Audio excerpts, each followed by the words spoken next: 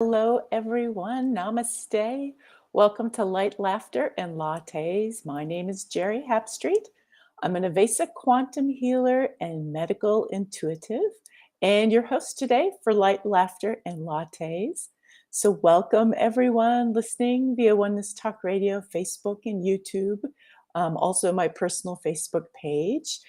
Glad to be here. It is a fabulous, eye opening week. So that's a little bit of a hint of what the energy is doing this week. Um, if you happen to be listening to me live, go ahead and jump in the chat and say hi. The chat is open and I love to know who's here with me present. So, and thank you if you are. So, a little bit about the energy of this week, and then I will get right on to my topic about how angels or those on the path of self ascension or awakening often fall. And I'll get into that right after. But first, a little bit about the energy of this week. So, this month, September, is like transformation, transformation, transformation. Huge transformation. And I'm wondering if you all out there are experiencing that. I certainly am. I look in the mirror and it's like, who am I even seeing? It's happening so rapidly, second by second. So, and today itself is a 9, and 9 is the number of transcendent transformation. So today is a big transformation day, right in the middle of the week, and we are literally like in the middle of eyes. Monday was a huge day of seeing and being seen, as well as tomorrow is going to be, and so is Friday. And we're like in this breather moment in the middle for us to get clarity on, what have you been shown Monday and Tuesday? And what are people reflecting back to you about what they've seen? And it's a really huge opportunity to be in your truth, in your being, as people will really see you and reflect that back. And so these eyes mean so many things because it's about seeing more clearly. It's about having an awareness of life. You might have eye issues. I notice I've had spurts of energy come through my eyes this week. And so you might have eye experiences going on. And it's also about people seeing you and your vision of your future. We've got days, September 1st through the 8th is this big opportunity to really recreate, rescript your life in these 8 days to it's like an opening that came available to just recreate everything. So using your eyes, what is your greatest vision for yourself in your life? And write it out, write it in pictures, color it. I have a whiteboard in my bedroom with all kinds of colored markers, and I just went in there today and started just drawing me and how I wanted to see me and how I want to see my future. I was just in Egypt, and the Egyptians were brilliant at that. They didn't use a whiteboard and colored markers, but they just carved it right into the wall everywhere. They carved in their dreams, their soul's journey, the death process. I mean, they were really adamant about putting these things into creation. And so this is the opportunity to really, really do that this whole entire month. Okay, so off of the weekly energy update and on to the topic of fallen angels. And so I've been on the path of self-ascension for about 15 years now, actually longer on that, but really when it was self-ascension, when there was words for it and I became involved with it, it's been 15 years. And so it's constantly a climb, a climb up that ladder or up the steps of the temple, so to speak, of opening the heart, releasing what no longer serves, um, stepping into the truth of who you are, claiming your power. And it's these ongoing steps of really receiving more and more and more of the truth of who you really are. And there's moments along the way, many of them, where you'll have experiences that'll show you things that are still playing in the background of your software of your life, maybe unhealed things that are still coming up for healing. So there's unconscious energies that are expressing, but there's always these moments where you'll get reflections, and there's an opportunity to either see your way through them, to rise above it, knowing that it's all an illusion, seeing it for the gift that it is, and moving forward. Or you can go the other way, and you can, maybe somebody did something to you, and potentially somebody did do something big to you. They may have abused you.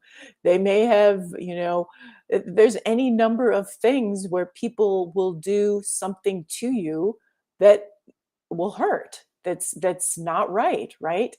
But regardless, on this path of awakening, it's we're awakening to the fact that we are creators.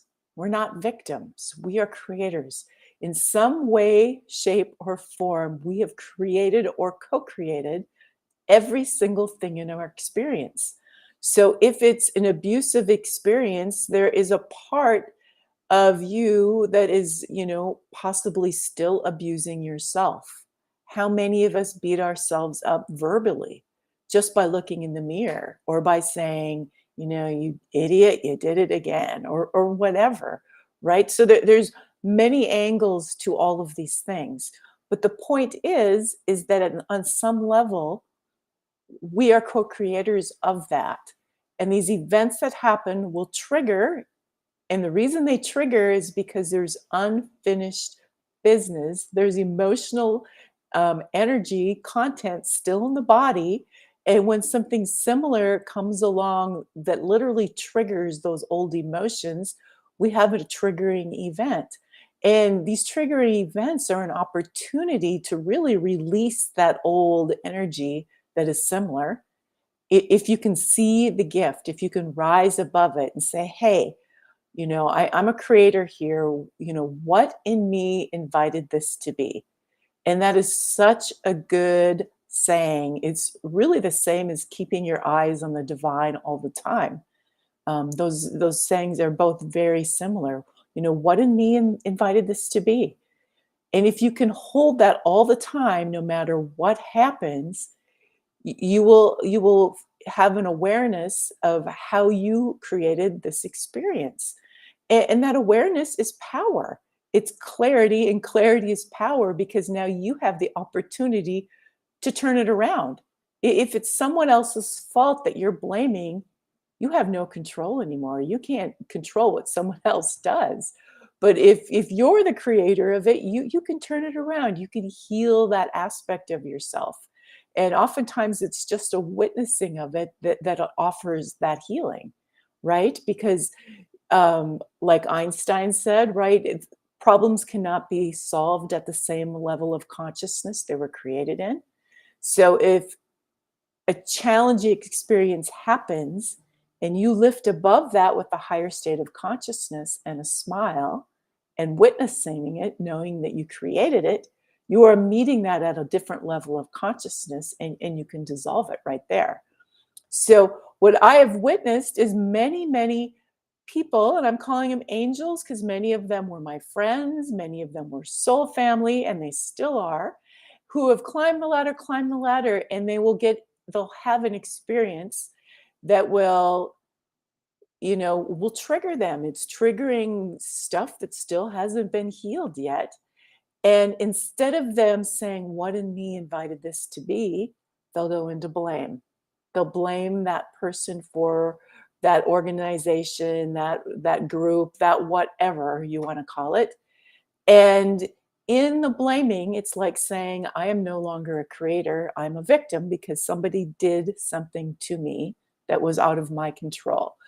And that will take you backwards into your root chakra. It'll like collapse your root chakra back into victimhood.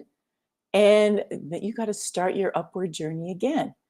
And sometimes the upward journey, if it's a little issue, it's not a big deal.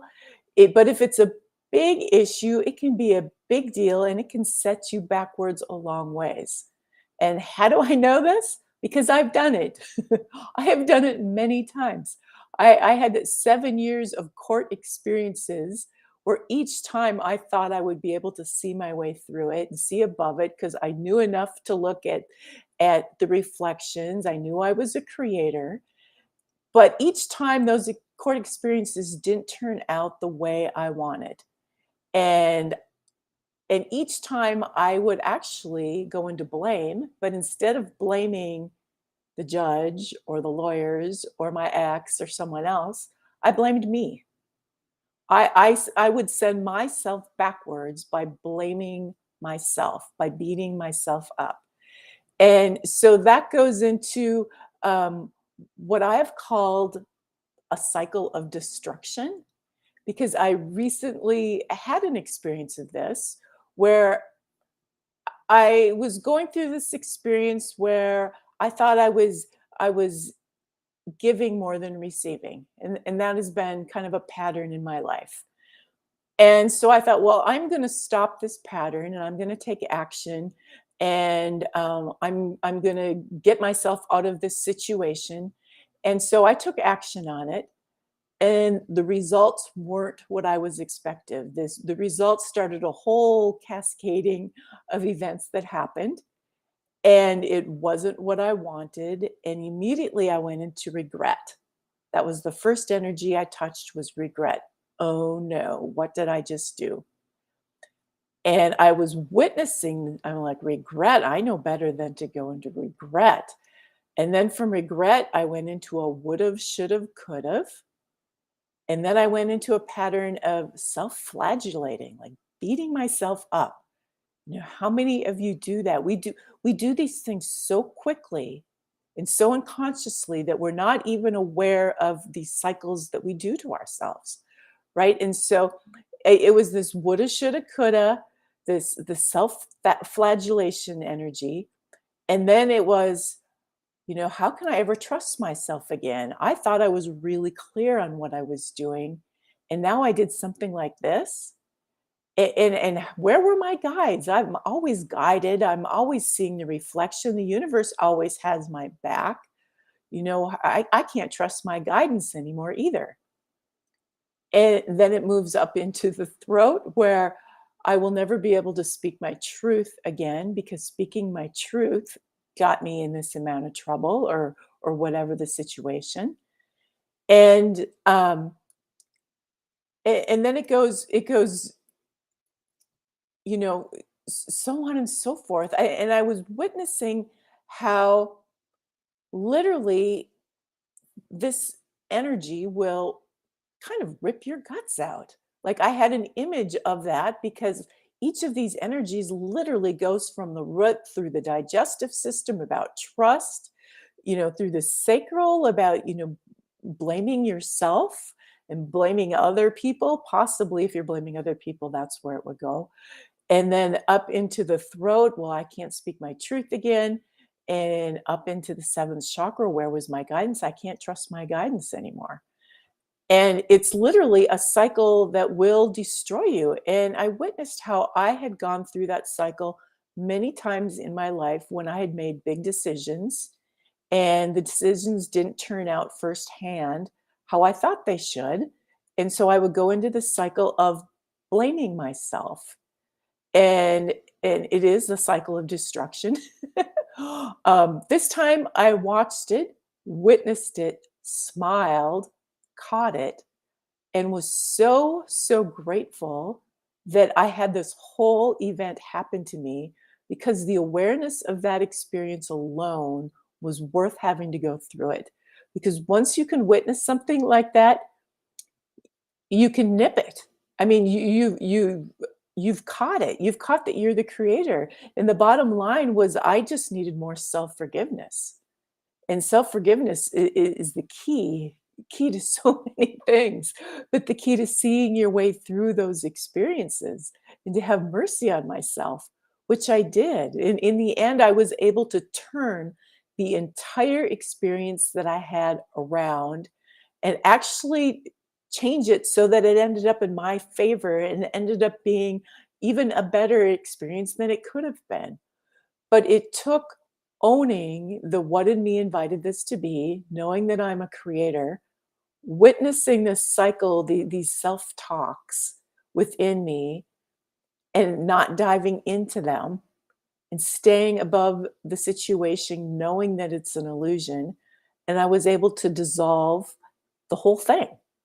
And so that's the beauty. And that is probably the number one thing where I see many people on the path of self ascension fall. They'll have an experience, and maybe it's not self blame, but it's an outward blame to someone else or, something else, whatever, but it's a blame. It's not an owning of I created this in some way. And I get it. I mean, people are abused, they're backed into with cars. There's always experiences where it appears like somebody's doing something to you. But that's because there's an internal healing inside of you that's calling forth the experience. And that's where you get to own and know that you are a creator, is by realizing that these subconscious energies are creating just as much as your conscious energies are. And so that's the path of awakening, is to be able to see that, to see how everything in your energy field, the people you're hanging around, the things you're watching, the things you're doing, the groups you're joining, all of that goes out and creates your life experience. So, gonna give a little shout out. Hey, Batya, I'm glad you're here. Glad you jumped in and said hi. Batya is one of my beautiful soul sisters who's doing this climb with me. Um, I'm going to go and jump in right now and do a cards of clarity reading. And so, like I mentioned, we are right in the middle of these eyes, this week of seeing clearly, and also a week of creation. And so it's a 9, but I'm not going to pull 9 cards because that's too many. But let's do 3. It's a trinity, and the 9 is a trinity times a trinity. And so for those who might be watching, my question is, who all needs to see this? What is the message that needs to come through for the good of those who are going to be watching this show, or who are alive right now? Not alive, who are live right now. Okay.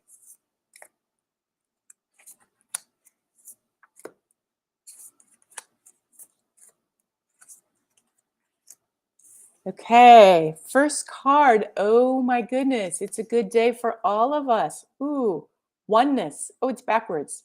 Well, oneness. Oneness, that's a fabulous card.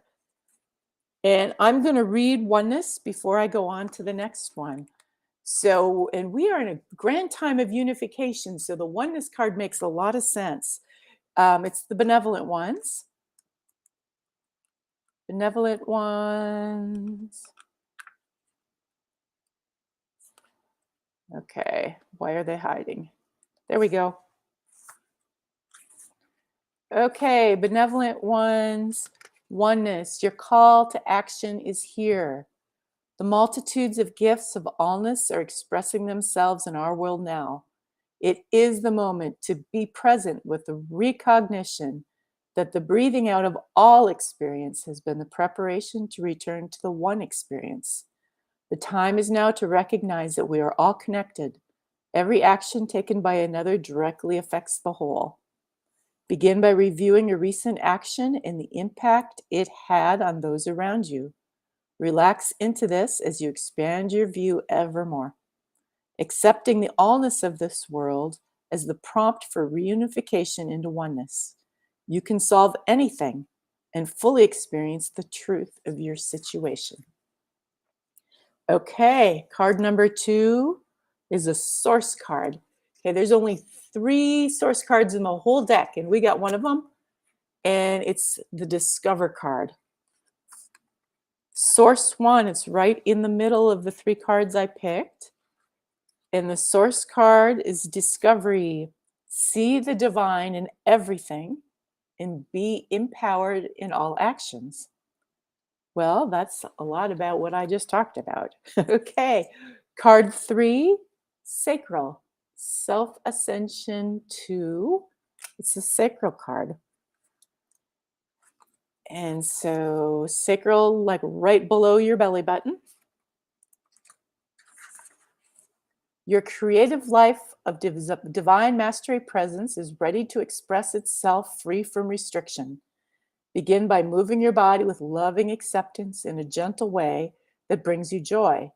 Dance, practice yoga, enjoy a nourishing walk, then create through love. It is your loving creative expression that will bring you the answer you are seeking in this moment. And through your attentive patience and acceptance of creative expression, you will keep the momentum alive and buoyant. So, by looking at this reading, everyone who's listening here now and will be is in a oneness experience, a unification experience, and some joyful movement will help you get to that oneness experience. So that's kind of the key. The key to moving into that oneness energy is a little bit of joyful movement. Okay, everyone. So I hope you have a fabulous rest of your week with the eyes coming up, more vision. Thursday and Friday, greater vision. So you'll be seeing things you maybe haven't seen before. You will be seeing possibly in a different way. And we still have a few more days of this fabulous creation energy um, up until the 8th. So have a great week, everyone. Namaste.